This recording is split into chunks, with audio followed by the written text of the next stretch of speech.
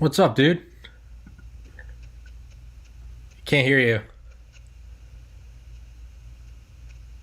Can you hear me? I can't hear you. Do you have headphones? Yeah, can you hear me now? There you go. There you go. You just popped in. Yeah, You were yeah. completely silent. I was like, the fuck? Yeah, I don't know why. The mic just came up muted in the beginning. Like, I have no clue. Dude, I swear to God, it happens with like every third episode. Shit just doesn't work. I've stopped trying to figure it out.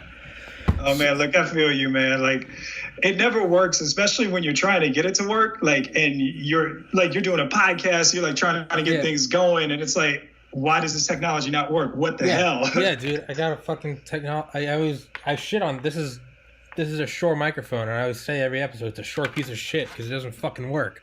Or every time I try to use it, it will block out the incoming call, and I'm just like, fuck this. So fuck it. I'm going pure. I just go laptop microphone. So you work for Skynet, and you're helping build the robots that are going to kill us all. That's correct. I mean, you can't be putting my business out there like that, man. If I say yes, then they're gonna come and kill me. So Yeah, I've well, got to say no. Okay. What I'm gonna say is that I'm an engineering student at Clemson, and I build robots for fun and to do STEM outreach. Yeah. But the Skynet thing is really where it's at. Skynet. I just can't. That's Yeah, where the big bucks are. yeah, exactly. Blink twice if they're there. Just okay. Yeah, man. So if I do this at the beginning of every podcast. So I find people who are interesting, and then I purposely don't look any deeper than that because Okay. I want to learn. I want to figure this out as I go.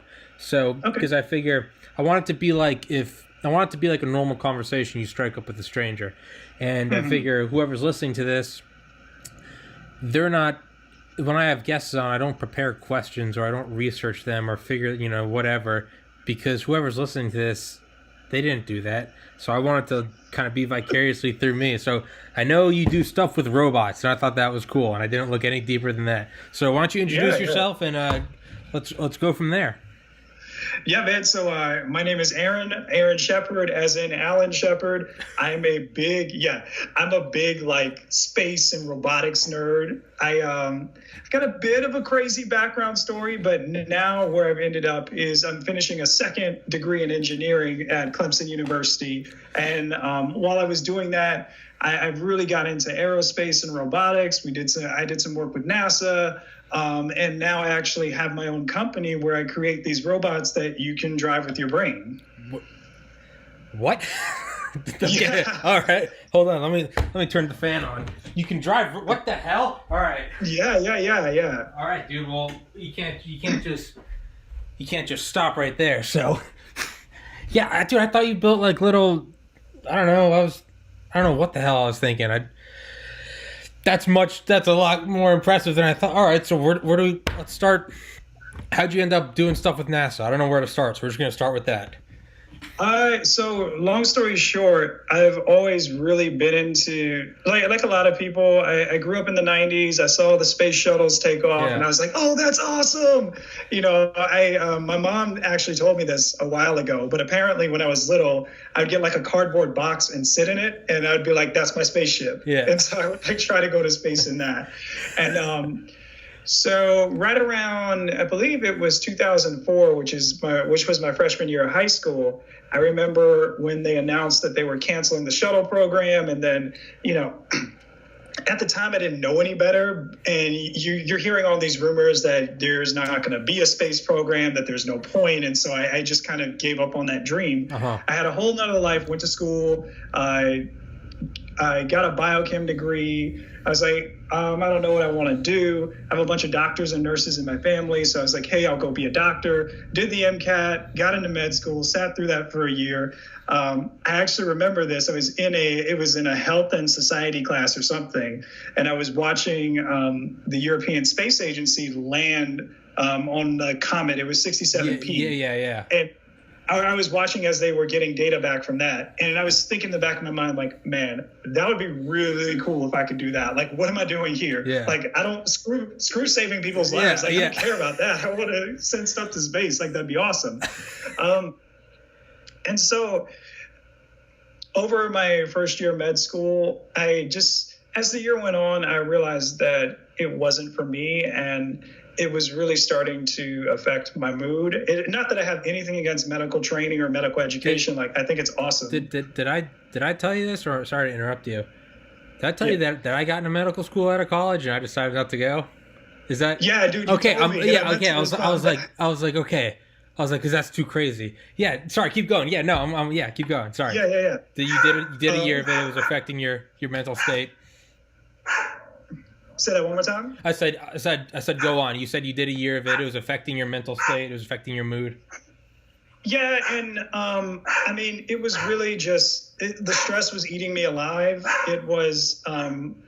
I realized that it wasn't going to get better, and you have to excuse my dog. He's barking in the background. You're fine, dude. Here, let me get my dog. Okay, you're fine. Come here. Say hi to the people on the podcast. Hi, Poppy. He's like, who are these people? Dude, my dog's 17. He's downstairs. He's passed out. He's old as shit. But yeah, and it was. I realized that it wasn't. I just realized it wasn't for me, and so after a lot of just thinking about it and a lot of counseling and all that, I decided to drop out after my first year. God damn. And that was really, really hard because, I mean, here I am, I knew what my life was going to be for a long time. And you know the process. Yeah. You go through the MCAT. You got it all sorted out. You're like, I'm going to go to here med school. I'm going to come out in debt, but I'm going to go to residency. I'm going to be a doctor. I'll be able to pay it off. And there's a certain comfort that comes with that. You got it set out. And then you decide, and then you decide it's not for you. And all of a sudden it's like the existential crisis comes in and it's like, so what is for you? And it's like, oh shit, what am I going to do? Yeah, exactly. Yes. And dude, I was, I went through what I call my quarter life crisis because I was about 24, 25 at the time. And I was depressed. I was like, what the fuck am I doing with my life? I didn't talk to anybody. My girlfriend at the time, who's now my wife, she had to sit through and just watch me mope. And it took me a solid year and a half, 2 years to really kind of come out of my depression. Yeah. And during that time, of course, I had to work. And I ended up working for this really small pharmaceutical company out in Greenville, South Carolina. And I was working nights. And so I was like, oh, my God, this sucks. I'm sitting here I'm coming home from work at 3:30 in the morning. I'm tired. Everything is just so lost and confusing. And I remember one night, I was just coming home and I just looked up at the stars and I saw the moon and I remembered it just all came back to me. And I was like, oh my God, that would just be so incredible. Yeah. So as I was figuring things out, that didn't necessarily push me to go back in for engineering. I actually will admit that what pushed me to go back into engineering was I saw Iron Man 1. And yeah, no lie. No, dude, that's awesome. That's awesome. You'd never. Oh, well, that's. And so for me, if you remember in Iron Man 1, that scene when Tony Stark just gets back from the cave and he's building the second version of the suit and he's got all the holograms and he's doing the design. And I was it was just that process where you're okay, I want to think about the design process and the iteration and the creation. And that's what made me say, okay, that's what I want to do with my life. That's cool as shit. And so, and because Iron Man 1 came out, 2007? I was a senior in high school. I don't know how I missed that movie, but if I had saw that movie then, I'd have been like, that's it.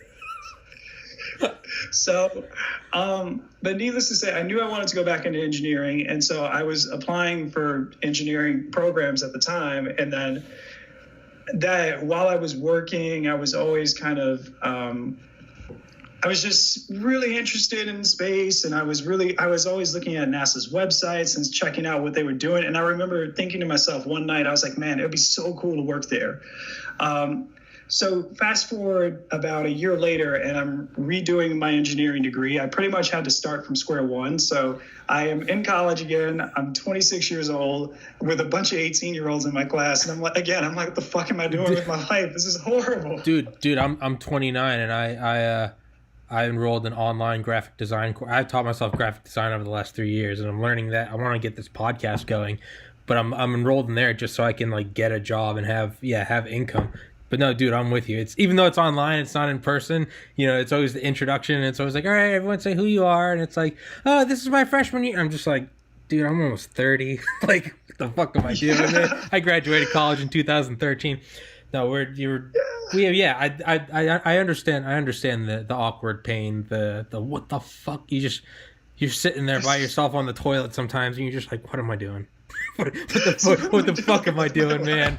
Yeah, and you know the pain. You know the pain that no one else I can talk to, because every other friend I have that got into med school, they finished and they fucking went and become doctors. So I can't relate to them, but I also can't relate to all the people that didn't slave away to get into med school. So finally, someone that understands my pain of like, and everyone's just, everyone that loves you is watching you, and they're just thinking like, could have been a doctor. You're just like.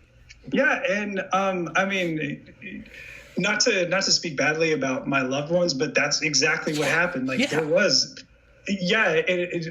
people were kind of salty. Like I remember my parents were like, "Wait, what?" My grandparents were like, "No, don't do it," and you could feel like the bitterness. I mean, one time I went back home to St. Louis.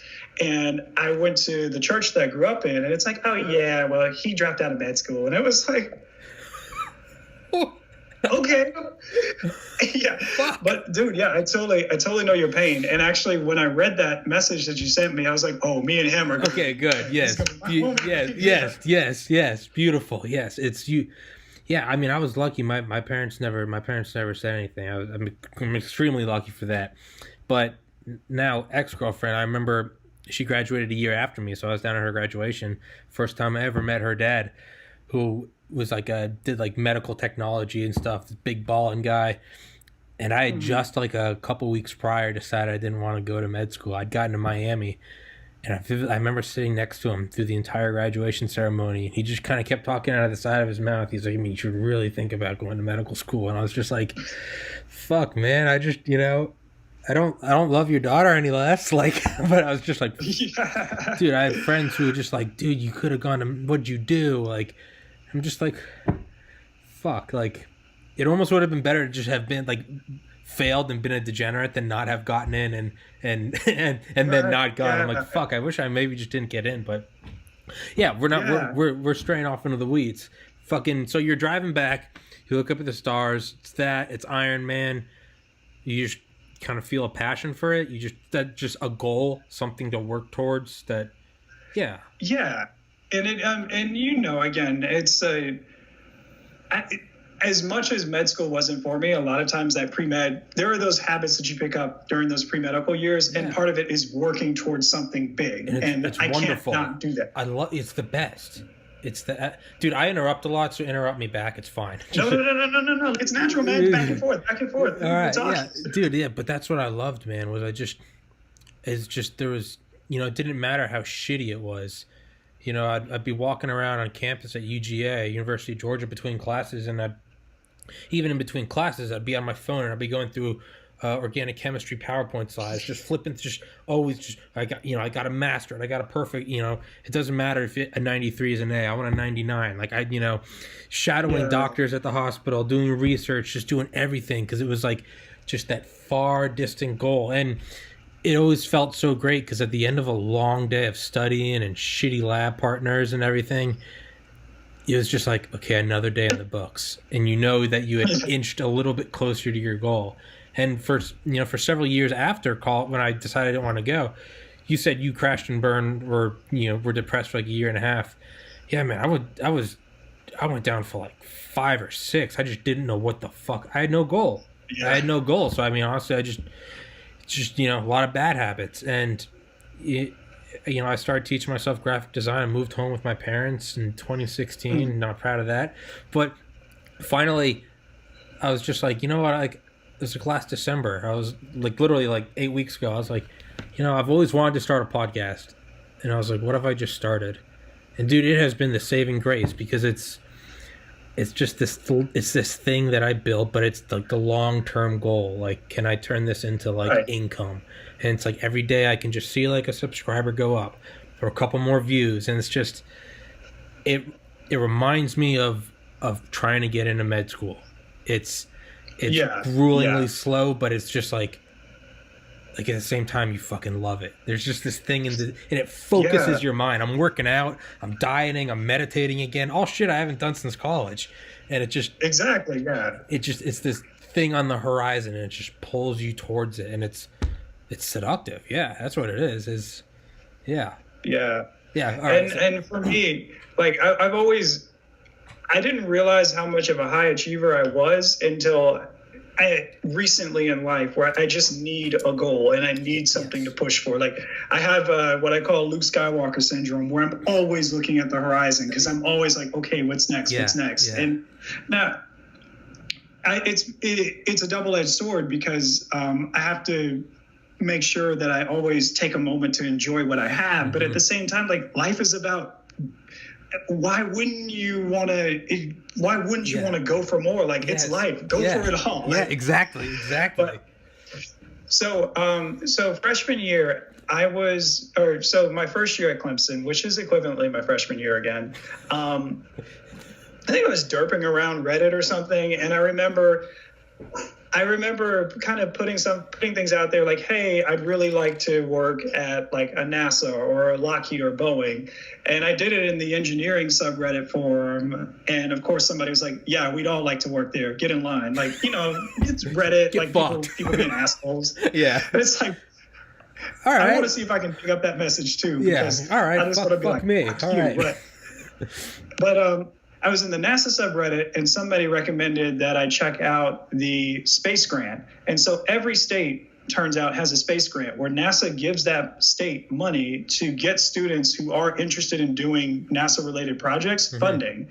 And then they also help you get internships. So I found a professor at Clemson who did some really cool space robotics research. He actually makes like these tentacle robots. It's like, think like a Doc Ock from Spider-Man. Oh, God. And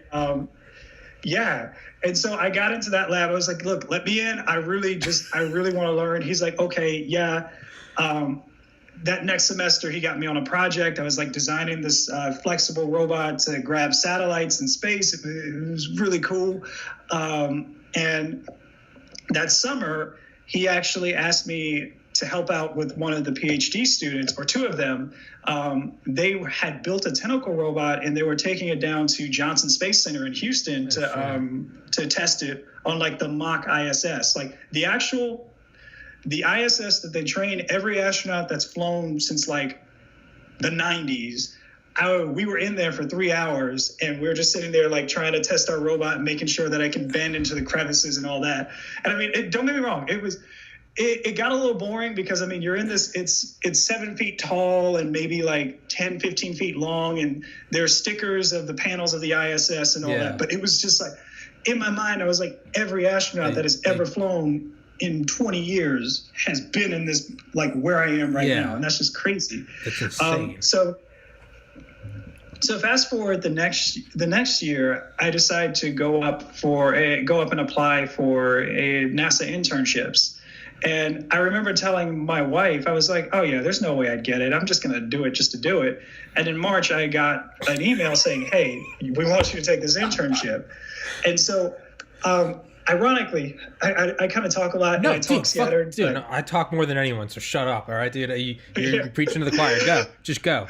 But so maybe like a month or two before, my wife and I, we were watching Hidden Figures, which, it's the movie about the three black ladies and how they basically saved NASA and calculated the reentry, the angle of reentry back to Earth. The astronauts would have died without them, etc.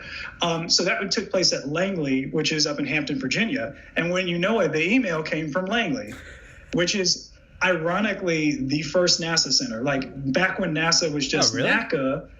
Yeah, it's the first NASA center. I didn't know that. Fucking, God damn it! Everything goes back to the CIA. But sorry, go on. But yeah, and so I spent a summer up there, and it was incredible. The project that we worked on it's called Urban Air Mobility, and the way I like to describe it is flying Ubers. Okay. So Uber, in 2016, they released a paper saying, hey, traffic in California and all these other big cities sucks. So instead of trying to drive, we want to fly you. And so they ended up, it was like this big technical study. It got funding. It became this big effort. And so now they want to essentially have these drones that are big enough to fit people in. And your Uber will just fly you from destination to destination instead of driving you, which is really cool. Jesus Christ. And so it's a big deal because you're about to have a lot of aircraft up in the air. It's the FAA, it's a nightmare for them. And so Uber is collaborating with NASA and the FAA. And what my team did is we helped develop virtual reality simulations of what it would be like. So we actually programmed, you had the VR headset, and we programmed like you being in the cockpit and being able to take the flying car off, essentially drive it to the destination and then land it, which was so cool. Jesus Christ, dude. Would that have been autonomous, or would that have been you had to have a pilot? No, it's the design it's going to be completely autonomous. Like at first they want a pilot to be in the chair, but eventually it'll be autonomous entirely. Yeah. That's another thing. Yeah, I feel like you'd have to, because Uber is the draw of Uber is it's like incredibly inexpensive. You couldn't be an inexpensive ride if all of a sudden you have to have a pilot for every ride. It would make more sense to call a cab. It would, right? Is that all right? Right. And so and it was, I don't have the paper on me. I can text it to you later, but they had price calculations, and it wasn't that terrible. Okay. It's going to be more expensive at first, but eventually it will come down as the technology becomes more established and popular. Okay. But anyway, so I did that. And once you do the NASA thing one time, it's infinitely easier to do it again. It becomes, instead of having to go, you go through the application, but if you know the right people to call, essentially the next year I just said hey, I want to work on this project. And the person was like, yeah, sure. Yeah. And so my next project, which I just worked on this past summer, we were designing these flexible robots, or they're completely soft. And the idea is that you get a bunch of soft robots together on the moon, you have them in a network, form structures, and then another system will come and dump the lunar soil on top of them and let the soil harden, and then the robots can break down and move and form another structure. What the fuck? That's insane. That's brilliant, though.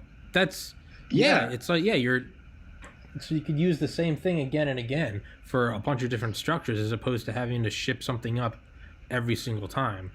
Because, right. I mean, it's insanely expensive just to get shit to low Earth orbit, let alone the goddamn lunar surface. So yeah, that's. And so, and then another thing too is, one thing that NASA is interested in is, instead of when they built the ISS, they basically had to send a whole bunch of astronauts up and have them assemble the ISS piece by piece.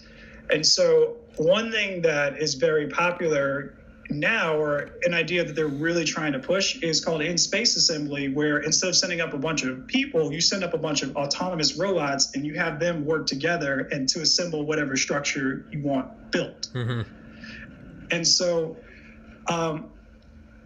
now from a human space flight standpoint, which I absolutely love, that's kind of sad, because it's like, oh, well, that's one less reason why you'd send people up. But as a roboticist, I'm like, that's freaking awesome. Yeah. Yeah. Well, wouldn't it lead to more people, though? Because if you could shoot some robots up there, and if you could just have them, if they're solar powered and they're running autonomously, or whatever, they're robots, not people, you could have those things constructing 24/7. You could theoretically build a space station that could house 1,000 astronauts. So Yes, theoretically, yeah. There's definitely more. It's one of those, you send less people up now, but you could send more people up later. Yeah. And if you're talking about the moon to Mars, which is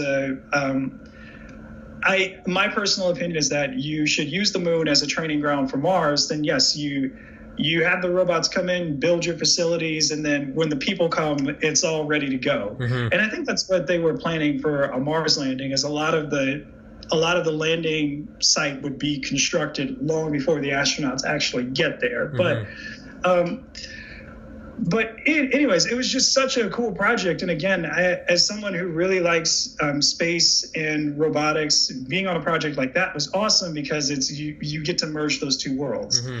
And so it's kind of, I would say that it's knocking on the door of my dream job, where I would love to design robotic systems for space exploration. And like something like the Curiosity rover, or what else have we sent up there? Opportunity, Spirit. Those isn't there one going systems. Right? Isn't there one going right now? The 2020 rover. Yeah, 2020. Yeah, they're getting ready to launch it soon. I think they're starting to name it too. I think they're letting students pick the name, and they have a list and you can vote. It's really cool. Oh Jesus! It's not going to be like Bodie McBoatface. No. Rover. Yeah. Would you do something like? Would you ever try to work for like SpaceX? Yes, I would. Okay. I'm not against that. They have a bit of a reputation. Really? Yeah, I don't know anything. I don't know anything about them. You can't. I'm not on either side. NASA, SpaceX. I don't give a shit.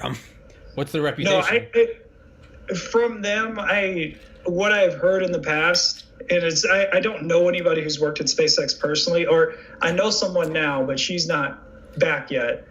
But what I hear is the culture, since it's a startup, they tend to go through interns and people really quickly. Okay. All right. And I mean, you're going nonstop. And okay. I think that's exciting, but I could also see where a lot of people will avoid that because they don't want to burn themselves out. Yeah.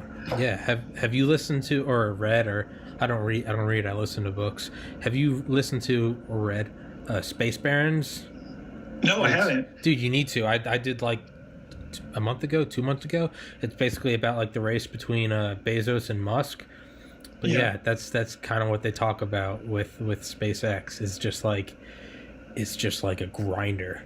It's just you throw people in there, and it's like some survive, most don't, and it's just like there's just no mercy. That's kind of what it sounds. I mean, for me, I struggled with pre-calculus, so anything above that it's all rocket science to me. But yeah, that's what the book talked about. It was like that's how they're get their foot in the door. That's how they're that's how they're competing with all these other multi-decade monolithic defense contractors. Boeing, Northrop Grumman, Raytheon, General Atomics, General Dynamics, whatever they all are. BAE. That's the only way they can get in and sort of become a viable I guess provider of a ride to space. But yeah, the way they describe it is it comes at the cost of just of like your sanity and potentially your physical health. Yeah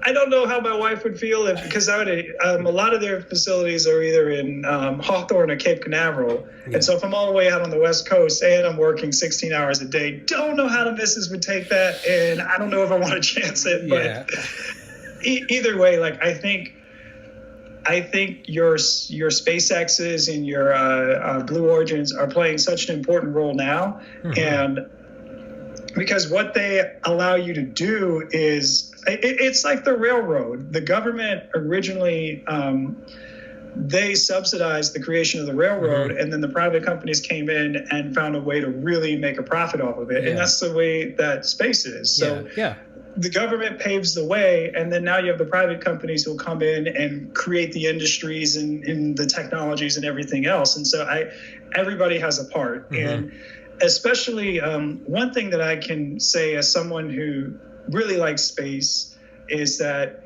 you can't it's too harsh. Like, you have to work together. Yeah. And everybody knows that. And so at the end of the day, you can't succeed if you don't cooperate. Yeah. And I really do think that there shouldn't be one side or the other. Like, some people are like, oh, well, SpaceX is this and NASA is just obsolete. And the truth is, no, everybody plays a part, and we all win. Yeah. We all win if we all work together. Yeah. And we as collective, because I'm technically not associated with NASA, so I can't say we and mean NASA. Yeah, you can. Fuck it. Who cares? You can say you're the head of NASA for all I give a shit. I don't care. Oh, they care. They will find you. Oh, okay. They blink twice. Yeah.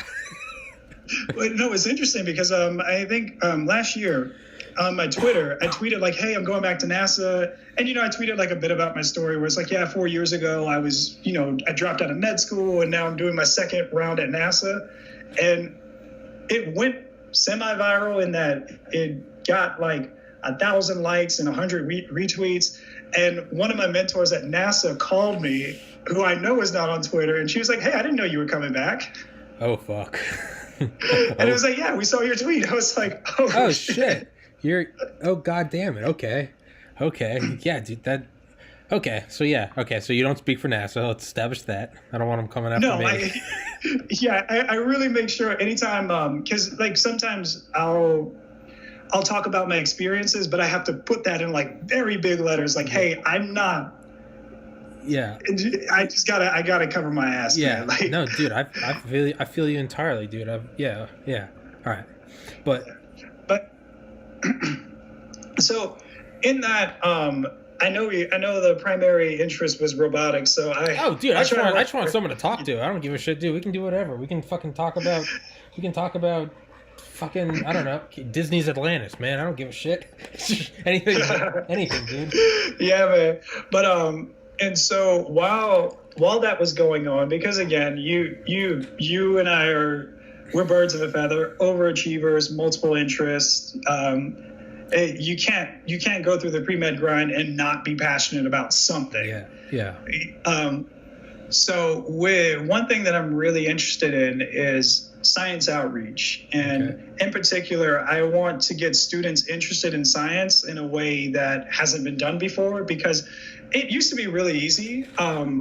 Back when people were like, yeah, we're going to the moon. I mean, nothing else, like exciting things had happened, but nothing that unbelievable had happened at the time. But now, like, since you have the internet and YouTube and kids see everything, like, it's really hard to impress kids and get them just like, oh my God, this is freaking awesome. Yeah. And so the way I decided to do that was that by building robots that you can drive with your brain.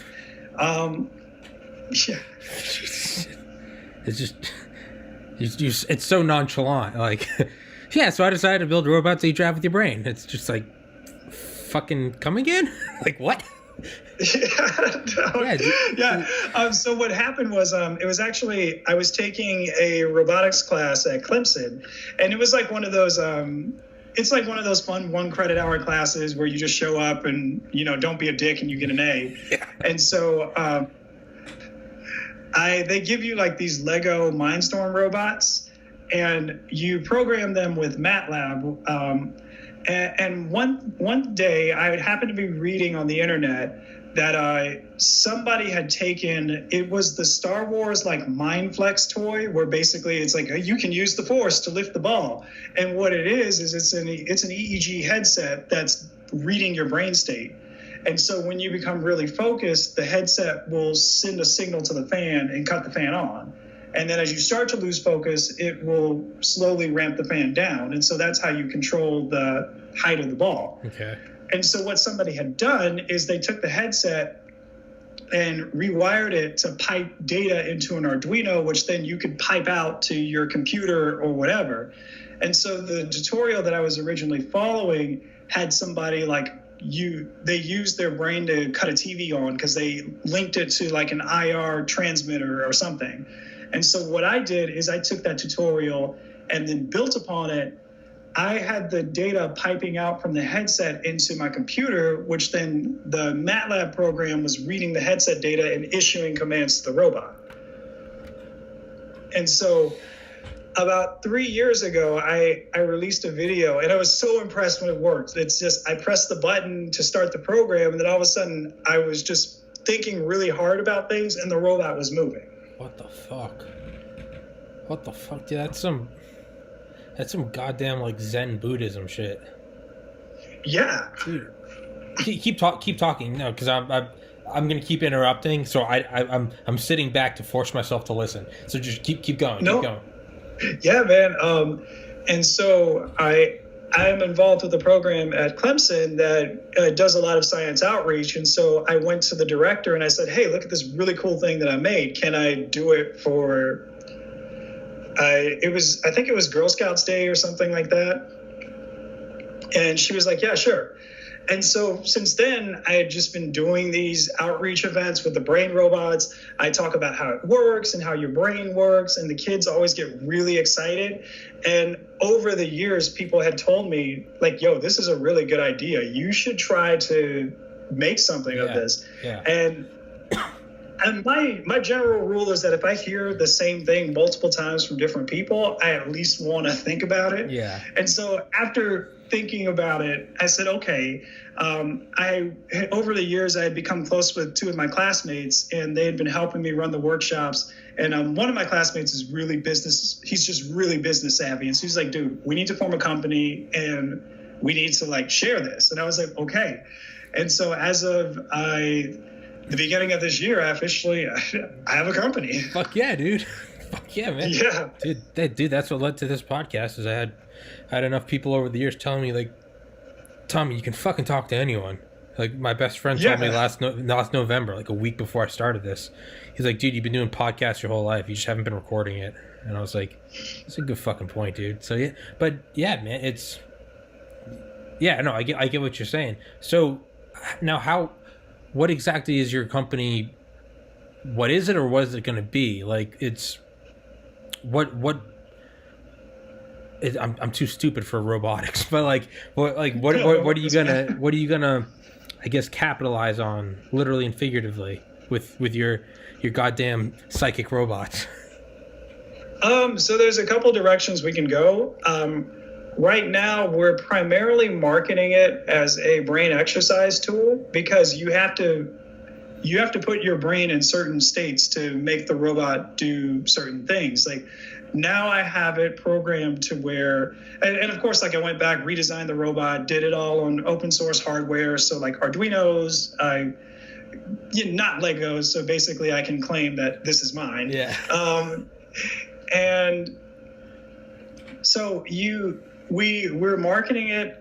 We are marketing it, and you know what I mean, as a brain exercise tool. Okay. But one thing that we notice is that it's really, really good in these STEM outreach events. And so what we'll personally do is go to after school programs or different festivals, and we'll demo it for students. Mm-hmm. And then what we're hoping is that we can also set up contracts with schools and programs where we can go in and demo the technology, show these students the science and engineering behind it, and provide that outreach service / educational aspect. Mm-hmm. And just make it interesting for them. Yeah, because like you said, it's, I mean, relatively, it was easier to sort of get a generation excited about space when it was, at the time it was, when was Kennedy's speech? Was it 62 about the moon? And so what Kitty Hawk was 1902, 60 years prior, we just flew, and now he's saying we're going to the fucking moon. And then they did it. Like, that's the other thing. It's like, and then they did it.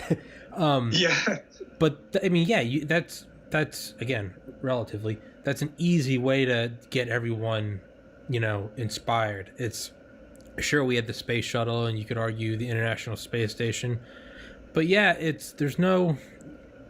definitely don't get the same kick out of a rover. Like, it's insane. It's cool. Like, like you said, landing on the comet, 67p. Was that it? Yeah. It's only so cool. I would say, again, in my completely uneducated opinion on this, I would say maybe like the landing of the Falcon Heavy,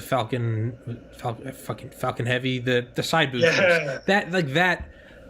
Yeah, I would say that was pretty like inspiring, but yeah, there's no like mass attractor.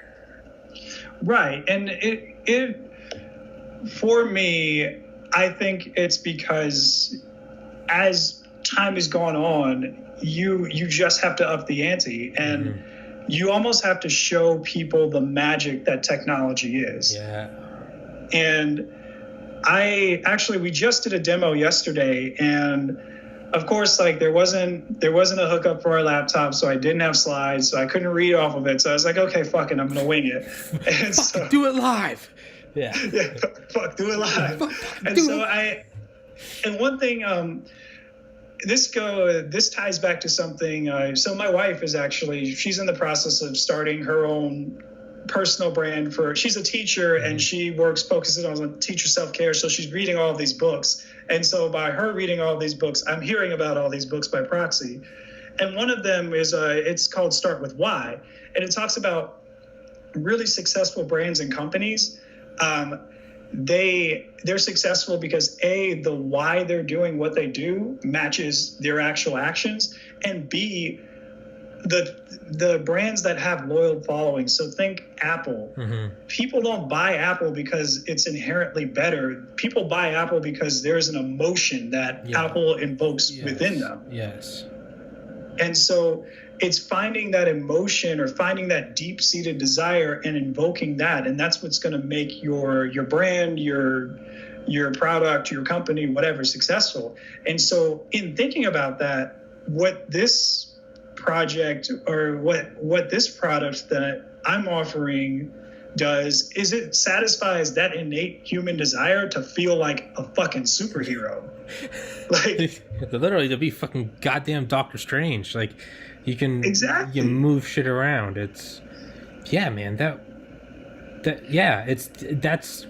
that seems like the sort of quantum leap you'd need, going into the moon, like that's a huge one. Landing the rockets like Falcon, okay, but it's still not as like going to the moon. Like goddamn robotic telepathy. Yeah, that's exactly. Okay. Yeah, I see where you're going. And so with that, like when I was talking to the students, the thing that I said, because again, I'm just totally pulling this shit out of my ass, but I'm like, okay, what kind of superpowers do you want to have? And kids will say like, I want to fly. One kid was like, I want to shoot out fire, and I'm like, okay, Fire Nation, like don't fuck it up for the rest of them. But then after they talked, I was like, well, one superpower I've always wanted to have is to be able to control things with my mind. And then all of a sudden I brought out the robot and just started moving it, and all the kids were like, holy shit, this is awesome. Yeah. Yeah, but that's I mean, I'm kind of like at a loss for words, but no, that's inspiring me, and I'm 29 years old and trying to make a podcast. I don't have anything to do with robotics, but yeah, it's you definitely have that inspirational level. It's right. Yeah. And so and with it too, like for me, this is, I mean, yeah, the money would be nice if it came, or like, of course it would be nice. I'm not going to say no because it would. But for me, like, this is about, like, this is the culmination of my entire journey. Like, I put my fucking soul into this project. And so I don't care if it makes money, but if it inspires people, if it makes them think something different, if one kid is like, holy shit, I need to pay attention in math class so that way I can learn to do all that stuff, robots, then I did my job and fuck it, we good. Like that's what I want. No, dude, I mean, in Space Barons, Bezos and Musk both talk about like growing up but being inspired by the space race. Like there's two people, just two, but look what they're doing. They're shifting the entire. They're literally shifting the potential outcome of humanity. Like, so it's not just some idyllic, romantic, like, I just want to inspire people. Like, no, like some crazy fucking shit can come from that. Right, and so I think, in going back, I mean, I don't. I'm not trying to speak badly about other disciplines. I think the world needs everything. We need artists, we need writers, we need a little bit of everything. Maybe not as many lawyers because I mean, one of my roommates from college is finishing up law school now, so I give him shit all the time. But yeah, one of my best friends is a lawyer, and I shit on him too. Yeah, no, I got you. But we're running into some really big problems. Like, whether you like it or not, global warming is happening. Yeah. Yeah. Overpopulation. Whether you like it. Yeah. Those are challenges that's a challenge that it's going to take a lot of brain power. And unfortunately, you need to be able to do math and science, and you need to be able to engineer the shit out of some things. Yeah. And so with that, we're going to need people to do that. And by presenting this technology, whether or not it's exactly what they want to do, I just want to provide a different outlook on what math and science is and what you can do with it. Because to me, I sat through differential equations and I didn't really care then, but when it was 2 a.m. and I'm trying to get my robot to work, and all of a sudden I've got to write equations to describe the motion of it, and I start seeing derivatives and integrals flying around, I'm like, oh, fuck, I really needed to pay attention in class. Yeah. And so I remember that when I'm in class and I'm checking out, and I'm like, okay, I'm about to check out, but what if I need this later? Or even if I don't really need this process of, learning how to stay up and really work out some problems. Yeah. Say that's a skill. That's a patience. And actually I was talking about this to somebody yesterday, but in this age where everything is instantaneous, everything is instantaneous except the problems that we're facing. It's going to be a long, tedious, methodical process. Yeah. You're going to try, you're going to fail, you're going to have to try 8 different things. Yeah. And I feel like a good, solid education in your STEM fields prepares you for that. Yeah. Because unless you're a genius, you're going to be up late. Yeah. You're going to be knocking your head against the wall, how the fuck do I do this? But eventually you figure it out. Yeah. And there's a patience that you learn. And I really want to help pass that patience on to a generation where everything is instantaneous. Yeah. Yeah, no, I definitely, for a long time I looked back at college and I felt like I just threw it away because I'd spent all of it trying to get into a school that I'd end up not wanting to go to. But yeah, I'm preaching to you. But honestly, I would say I probably didn't realize until starting this podcast 8 weeks ago that even though I'm not using literally anything that I learned in college, the one thing I am learning is just or I'm falling back on is just the gruesome work ethic of just but a positive thing though, not just you gotta grind till you're miserable, but just do it because the end will come and you'll get the gold at the end of the rainbow. And it's if anything you need to kind of like we talked about earlier with goals. It's anyone can work hard when the goal is fresh in your mind. It's I'm gonna be a doctor, I want to be an astronaut. Anyone can go to the library the first day and study 10 hours. What about the second day? What about the 5th day? What about the 27th day when all your friends are going out drinking and you got to do it again and again and again? The only thing that keeps you going is there has to be a goal that's so fantastic that you're okay, I can't even see it right now, but I know it's there. And I know if I keep going in this direction, I'll get there. And for me and you, it was med school. For me now, like you said earlier with robotics, sure, it would be cool if this made a ton of money. Who the fuck's going to say no to that? My goal is to turn this, something I like doing, into enough money for rent. Right. That's my goal. But to me, that's the fantastic goal. And you're right. You're talking to a kid and all they want to do is play video games, or go play tag or whatever. You say hey, let's go to the moon, or we don't have that now. But if you can show them fucking telepathic robots, that's something that you're speaking their language. It's like, oh, okay, superhero. Like, that's what I can be.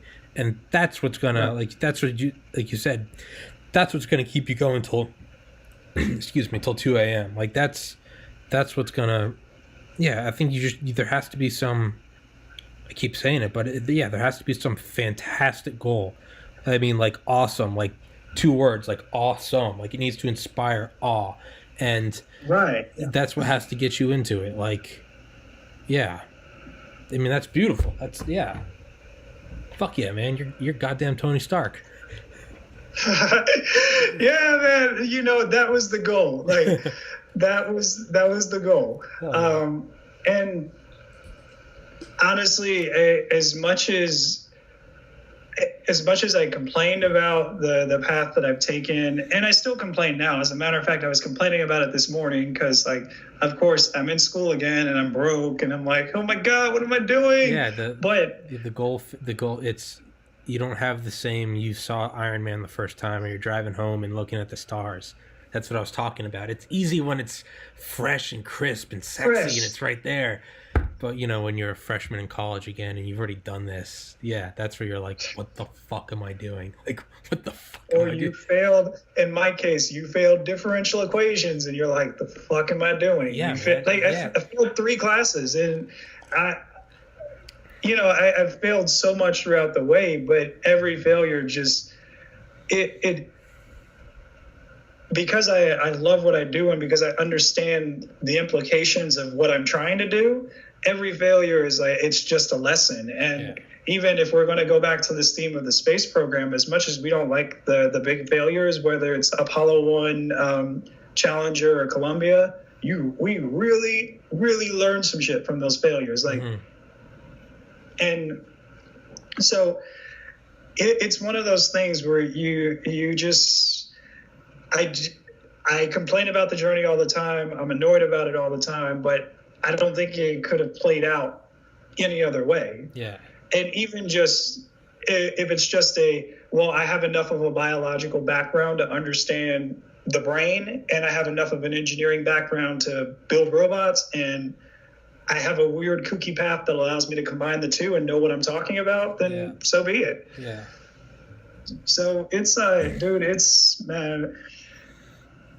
been a wild ride, and I remember when I was younger saying, like, I don't want to have a boring life. And there are times where I feel bored, but when I look back on the body of work that is the last 6 years of my life, it's been pretty it's a lot. No, dude, that's, whenever I get, it's the same thing. Whenever I get, down and I'm like, the fuck am I doing? You get online and you see it seems everyone, has all their shit together and you're just like, what the fuck am I doing? One thing I do have is, I can, like, every night I can lay down and I'm like I'm fucking doing it. Like, I'm going for it. And it's maniacally depressing and anxiety inducing, but it's at the end of the day, you just lay down and you're like, I'm not laying down thinking, like, what if, to me, that's worse. That's death. That's worse than death. Going to bed every night going, what if I took a shot at a podcast, or what if I took a shot at robotics? Like, excuse me. So so with your medical background, is there I don't know how to word this, using remote controlled robots to do medical procedures in space or on Mars? Is that like a thing? Is that just some stupid sci-fi that I'm conjuring up? I don't know. I know that there's teleoperated robotics, which we do here right now. I don't know if they would want to do that from space, but I'm just going to say I don't know. Like, I don't want to say anything that's inaccurate, but that'd be cool if it was. Well, no, I was thinking, like, let's say we have a Mars colony.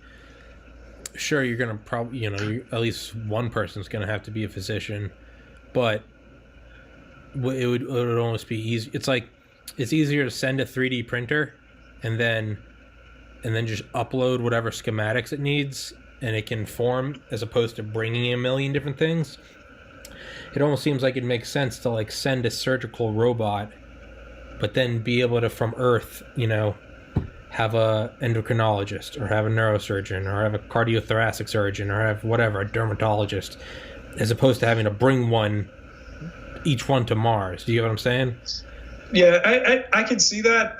There are some technical challenges with that because you have to think about signal latency. You're on about, from Earth to Mars, it's going to be about a 15 to 30 minute delay, depending on orbit. Yeah, you can't. So I mean, if you slice an artery or something, you can't. 15 minutes later, you get the next image, and the person's just fucking bled out. Yeah.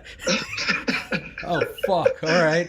It's like, oh, they've been dead for 10 minutes now. Yeah. Oh shit. Like, oh shit!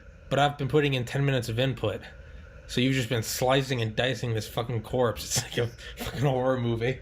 But yeah, I mean, anything's possible. I think that I wouldn't be surprised if that's been proposed, and I wouldn't be surprised if that was if that's been talked about. But I'm just sitting here thinking, like, oh my god. Well, I guess if they send, like, if you have a constant data stream like what we have, it would just be on a delay, so you'd be seeing things in real time. It would just be like 15 minutes ago. Yeah. But I don't know, man. That's an interesting question. I think you'd just have to. Maybe you'd have your on-planet physician watching over, and they could, I don't know, maybe they would be a general surgeon, have like a general idea of like how to stop bleeding or something. And so like if something's happening and there's a 15-minute delay, it's real time for the surgeon, but it's happening 15 minutes prior. I don't know, maybe like they would be able to shut down the robot or something as opposed to waiting 15 minutes. But yeah, I don't know. What about and this is probably going way beyond the scope of either of our intellectual capabilities. What about like electron entanglement, like instantaneous entanglement? Like I've heard about that. I would be really interested to see how that holds. Because if that is a thing, that's a game changer. Because now you can spread. Because if I recall, you can spread the electrons across an infinite distance, and they will wiggle with each other. So now no comm delay whatsoever. Yeah, that's going to be a beautiful thing. Yeah. But now if you had that, then hell yeah, we'd have all kinds of things on. You would have people that would like be in Ubers here on Earth, just picking up astronauts on Mars, like from like a game station in their car or something. It'd be something ridiculous like that. Fuck, dude. I'm trying to keep up with you, but this is like the scope of this conversation is so above my understanding. I'm trying to. No, man, no, it's all good, man. You are doing awesome at this. I'm trying to, you know, I'm trying to entertain, or not entertain. I'm trying to have good questions, but this is all goddamn black magic to me. So, right, so what is most interesting to you? What have I not asked that you want to touch on? Because like I don't know this, and I feel like I don't want to be like asking you like ABC questions. Like no, man, ask away. Like ask what you feel. Like honestly, I deal with kids. I've been asked every question that you can possibly think of, and then some. Okay. So what's the immediate future for you with your company? So we're currently demoing. We're trying to set up a list of clients. We're actually working with a local school in the Greenville area. Mm-hmm. We're going to help out their science program, and they're going to help us refine our robots. And so they're going to give us everything from actual real user data that we can track to say like, hey, does this robot actually help them pay attention better or pay attention more? And then they're going to give us things like, oh, well, do you like the shape of this robot? Do you like the colors that? Because now I have them changing colors too. It's pretty sweet. Jesus Christ, man. Yeah. Oh, I'm very proud of that one. It took a long time to work it out. So? It's not just like different color shoes or different color Legos or something. They change colors like in real time. So I have these LEDs, and the LEDs can be multiple colors. And so when you become focused, or how about this? When you connect to the robot, it will stay green to show that you're connected. As you become more focused, it will turn a reddish color. So it'll actually go from like green to yellow to orange to like a very bright red the more focused you are. And it'll start moving in one direction. And then as you become more relaxed, it will shift and go blue. And I just have the LEDs. I'm just changing the signal that you send the LEDs every time once your brain hits a certain threshold. Mm-hmm. Jesus Christ. You could use that. Have you thought about marketing that towards like anxiety? Yes. So that's we're trying to be very careful because without a real study to back it up, that you can get into some trouble. Yeah. But we were thinking about anxiety. We were thinking about ADHD. Using it, we want to establish it as an exercise tool, but if we can get a study that shows it as a therapeutic tool, that's a game changer. Yeah. Well, I mean, even someone like myself, I meditate for a half hour every day, not because not because of some inner soul searching, but because it just keeps anxiety at bay. Like, I'm going to meditate after this. And it's, right now the only really method there is counting your breaths, inhalation, exhalation, because the longer you're like conscious for them, like if you just start counting, when you first start, it'll be 1, okay, 2, and then 3, and then your mind starts to go, but you'll keep counting is what I found. So you'll come back and you'll be like 13, and how did I get to 13 over? But it'd be like the last one I remember is 3, and then I thought about I have to wash my car. You're like, okay, 14, 15, and then you're off again, and you come back and it's 27, 28. But what I'm getting to is, I found when I do that, I'll start to get to whatever, say 80, mm-hmm. and I'll start to 81, 82, but I'll stay there for much longer. I'll be conscious for 83, 80, you'll go 50 numbers, and then your mind will slip a little bit, you'll come back, but you get going for these longer and longer intervals. And I mean, dude, I would say when you do it correctly, it rivals an anxiolytic like Valium or Xanax. I swear to God, you can feel all your muscles just, and now I'm saying this as someone with like severe anxiety, and who's been on anxiolytics before, it's on par with that. But it's so hard because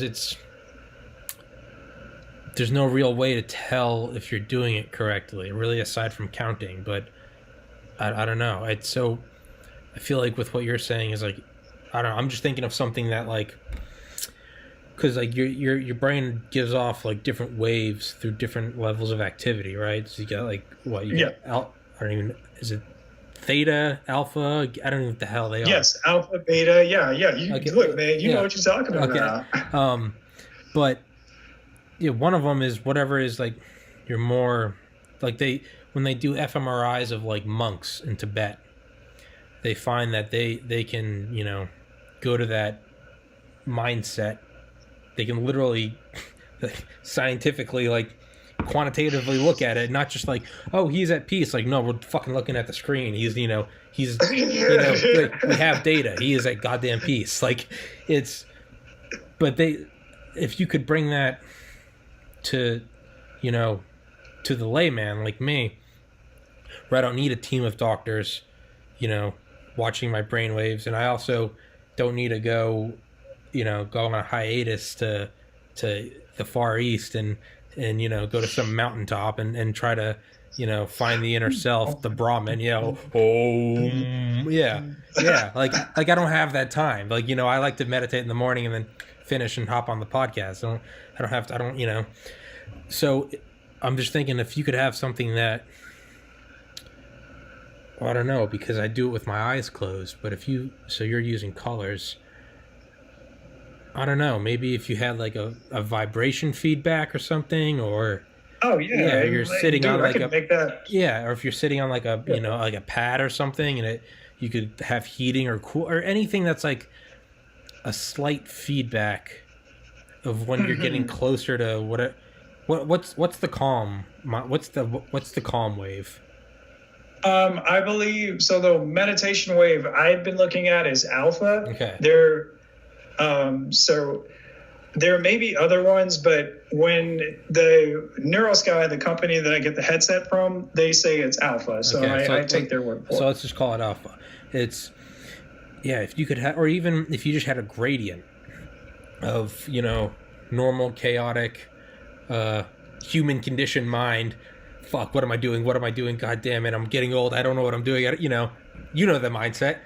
If you could go from, if that could be your baseline, and I don't know, maybe you just have it like vibrating or something or whatever, a pad that's heat or hot or something, and then as you get closer and closer, it starts to slow down, and then that's awesome. Yeah, well, and then as you come back, as opposed to 74, 75.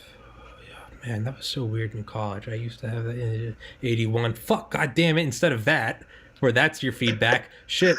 What if you just had something that, you start to go and it's just, you wouldn't want it to be like a pulse. You wouldn't want something, because that's too interruptive. That might throw you out of the meditative state entirely. You'd want it to be like a very slow, like. So, you'd be sitting there, your mind would be wandering. Oh yeah, remember that guy I used to study with in biochemistry? Like, oh yeah, his girlfriend was hot, or but then all of a sudden it'd be, and it would be, oh, but instead of having to wait until you get to that weird thought, and all of a sudden it's 91. Fuck, how did I get to 91? You could kill that before it even started. Or right after it starts, as soon as you start to slide, 81, 82. I haven't had applesauce in for, like, that's what it would be. Like, dude, you could really, shit, man. How many charlatans make money off like bullshit, like spiritual self-help shit? Like, you gotta, be the lion, or whatever. Just all that, those motivational shit you see on Instagram, which is like, what the fuck is this? A lion, yeah. You could actually do that. You could make a legitimate, but yeah, like, I don't think that would be too I'm talking out my ass, but No. Like, dude, I'm taking mental notes, and I'm about to go back to my boys and be like, yo. Okay. Well, let me tell you what I just heard. So, you just give me 5%. All right. Just, write me in. No, but dude, I'll be your PR. I'll use the podcast for PR. But exactly. But dude, it absolutely could work though. It could. That is actually, like, that's a really good idea. And we were originally looking at the focus aspects of it, and in the back of my mind, I know we had the meditative aspects too. And so we have actually come up with a bunch of ideas, and we have them in a list of, okay, once when we really take off, we're going to do like every big company does, and we're about to get into a little bit of everything. And that'd be incredible. We also talked about doing video games with your mind. Oh, Jesus. Like, say, the idea that I had is, say you're in a VR program, and so you've got the goggles, or hell, even AR, which AR is probably better because VR is, but anyways, so say you're you and your friend. It could be like Dragon Ball Z, where you have to sit there and put your mind one way to do the Kamehameha and then send it out. Yeah, you could absolutely do that. That would. See, I'm looking at it from like someone with like an addictive personality. I would never stop playing video games. I would never stop, man. Dude, I sold my Xbox last fall because I was like, this is all I'm fucking doing. And no, dude. Oh man, yeah, but there's just so many different directions, and we actually did experiment with software. Because again, my first summer at NASA, I got really good at programming like in Unity, which is a game engine, and so we wrote Pong, and you were controlling your paddle with your brain. Jesus Christ. And so that had a little bit of latency issues that we're still working on. And it's a project that we said, okay, we can do it, and we have it in the back of our toolbox. And that's definitely when we want to explore that. However, at this time, like the robots are just like, for kids especially, like that's what's doing it. Like the kids they were cool with the Pong. Like the Pong, I think, is cool with the adults or like gamers who are like, oh dude, this is awesome. I can control things with but for the kids, seeing the robots, moving them, we do different things. Like we have the kids race the robots up and down the floor. We'll have kids. What we just recently did is we did like a robot wrestling where we place all the robots on a table and we tell the kids to knock the other people's robots off. Oh jeez. But yeah, man, the potential is almost endless, and there's so many things that we want to delve into, and it's just really exciting. Like it's hard for me to pay attention in class now because I'm trying to finish up my degree, and I'm like, I mean, I can see it. It's bursting at the seams. But dude,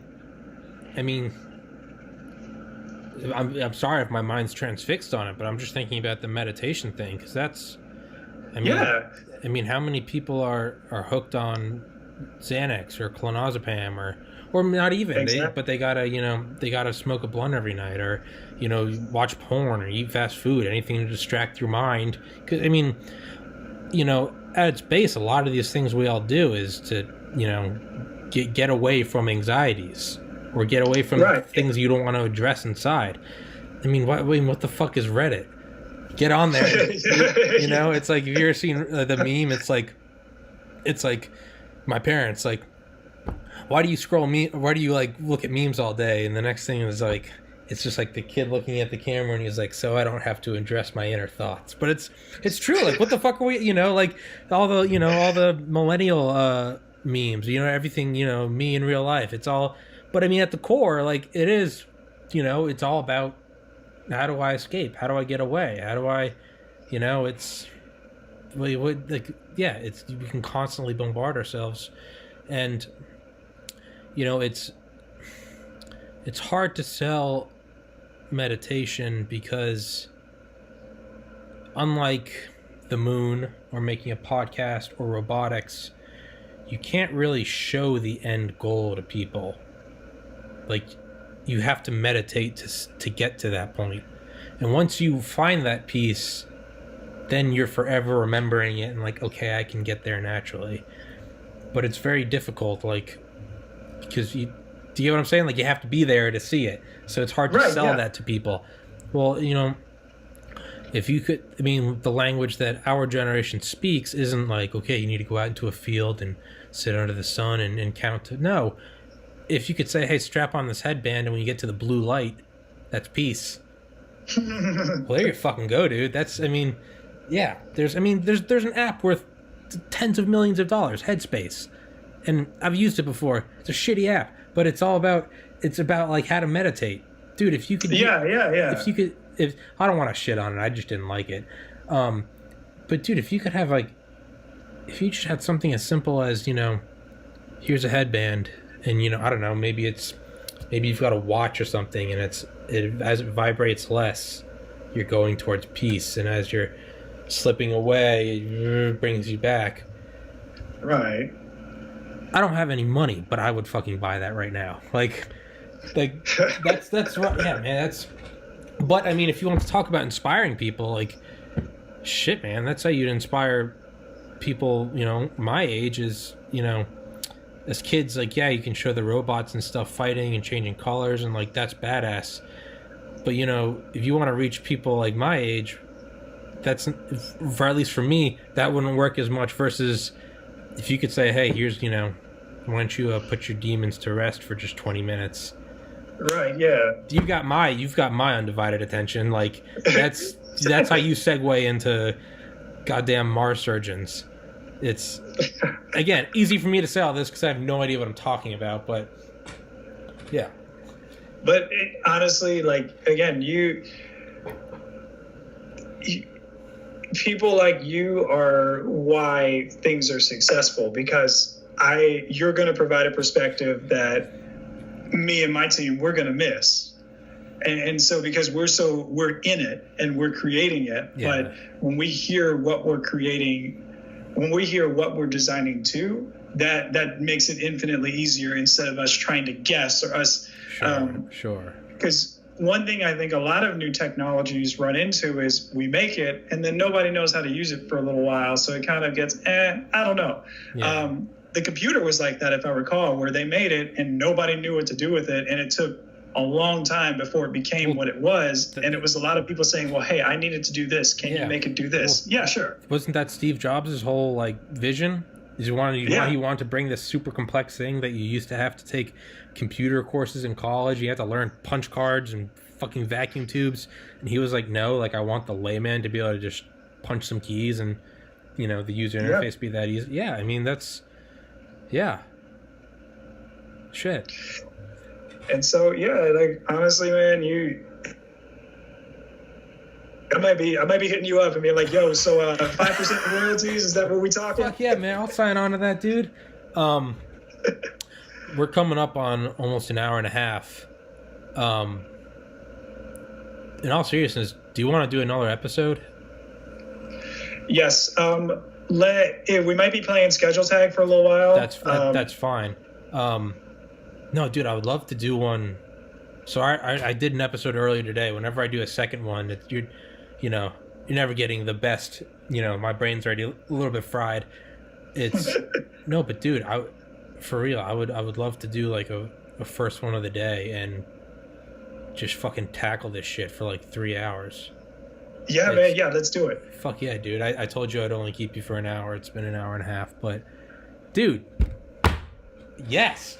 Let's do it, man. Time flies when you're having fun, bro. Yeah, dude, dude, it's so nice to meet someone else who's not at, or maybe, I don't know, maybe you're just equally as fucking crazy, and when we're convincing each other our insanity is normal.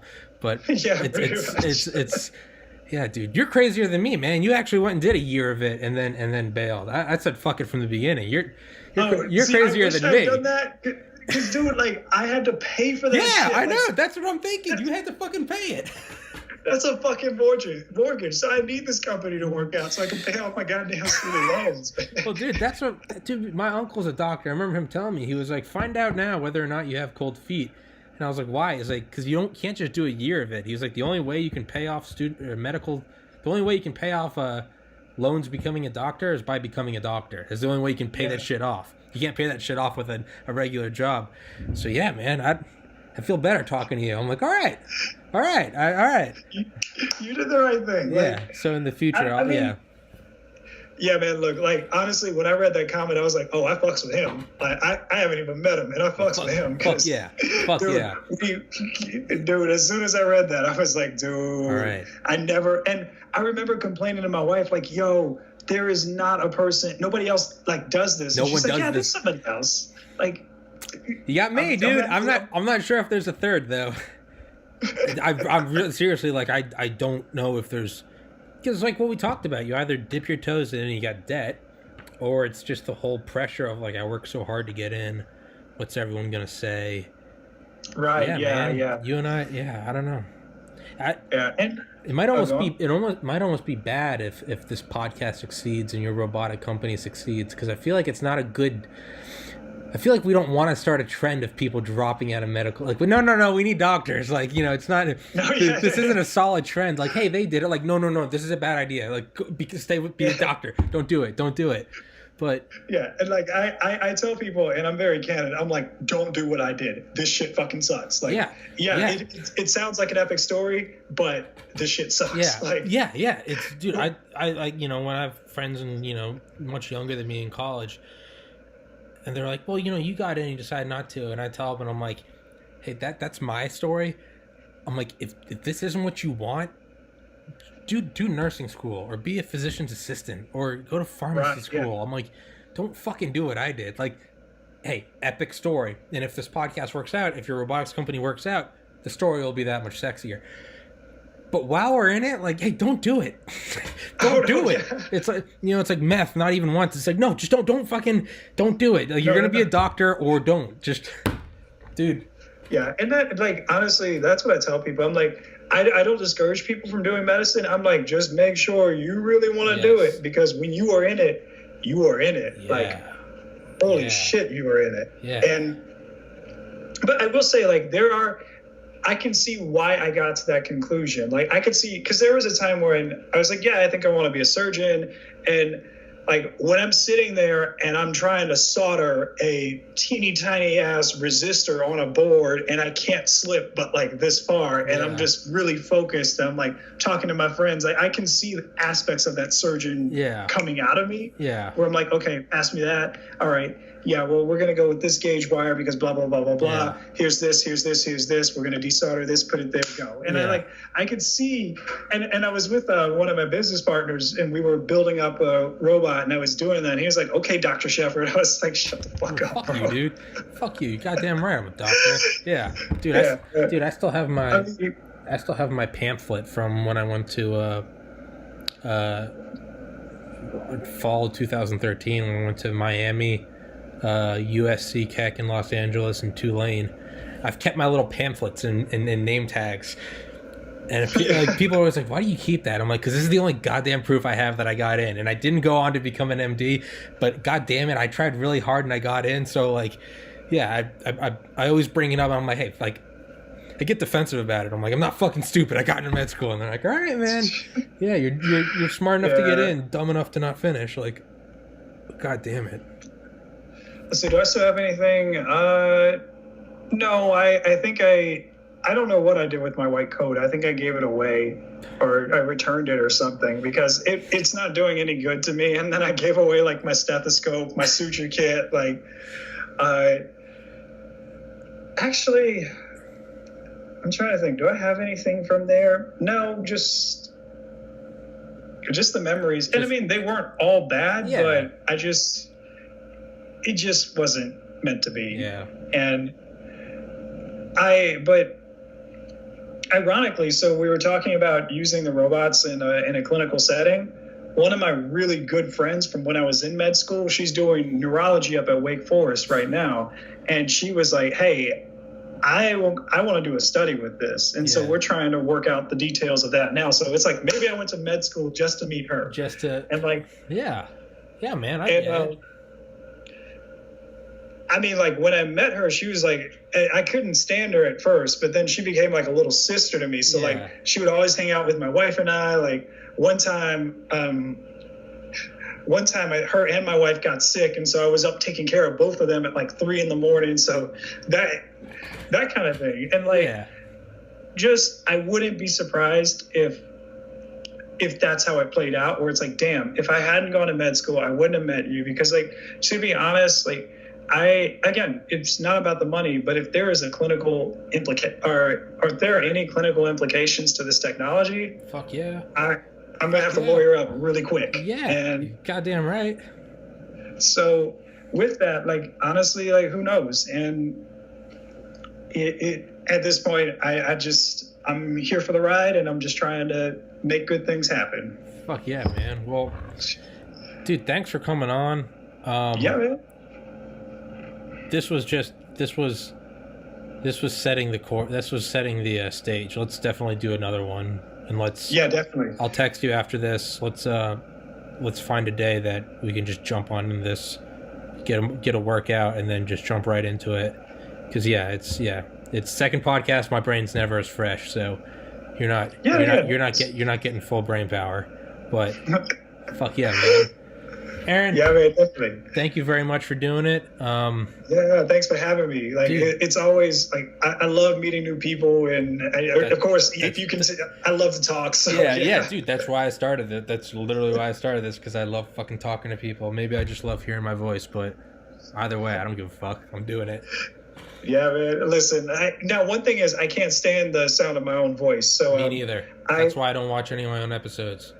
No, I will share this left, right, up, and down, but I probably will not watch it. I don't watch any of them. I can't fucking stand listening to myself. I listen, I'm like, who's that fucking dumbass?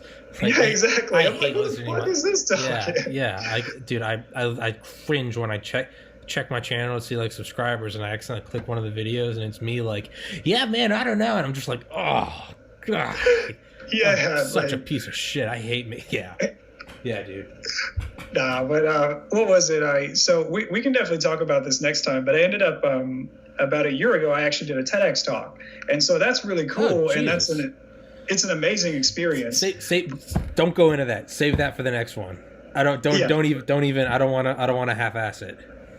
Yeah, but I guess what I'm trying to say is, like, I still haven't watched that talk all the way because I don't like the way I sound. So I'm sitting here, like, people are like, yeah, did you watch it? I'm like, no, I fucking hate it. I don't need to watch it. I know what I said. What the fuck are you talking about? Yeah, man. That was me. Yeah. And it was like, the reality is I don't like the way I sound on camera at all. Like, dude, I get it entirely. Hey, man, I get it entirely. I'm not going to watch this. I edit it, and when it starts like processing, I just leave the room. I'm like, I can't listen to it. I can't fucking listen. I'm not kidding. I leave the room. I get it going, and I leave the goddamn room. Because I can't listen to it. I can't listen to my dumbass voice. And I do it at night so I can go to sleep and not like I put a fan next to it so it drowns out the noise, dude. Like I'm not bullshitting you. I'm not just preaching like I hate this shit. I'm glad we're on the same page. Yeah, man, we're definitely gonna have to find a day where we can go a long round, like 3 hours. Fuck yeah. Fuck yeah. I've done 2 that were like 2.5 hours, and they were a fucking blast. It's just like I said. It's like for special cases where it's like a podcast I really want to do, not shitting on other guests, but like you're like, I can't do it till after 5:30. I was like, all right, I'm like, I have to do this. Like, but normally, dude, all my other ones I do at like 11 in the morning, latest noon, because my brain's just not firing. Like, as the day goes on. I mean, dude, I get up at like 5, 6, go to the gym. Like by like 2 p.m., my brain's already like half speed. I can barely talk right now. So that's why I want to have you on, so we can go goddamn Tony Stark and Bruce Banner. Let's do it, man. Fuck yeah, brother. All right, dude. Man. Thank you very much for coming on. I'll send you a link when this shit's uploaded, and I'll text you. Let's get another one going, dude. Yeah, definitely. And when you send me the link, I won't listen to it, but I will share it with all my friends. And yeah, I'll try to put my podcast out there. Fuck for yeah, or dude. Your podcast. Yeah, your podcast. I'll give you a piece. All right, dude. Thank you very much. Man. Take it easy. All right, see you. Peace, bro.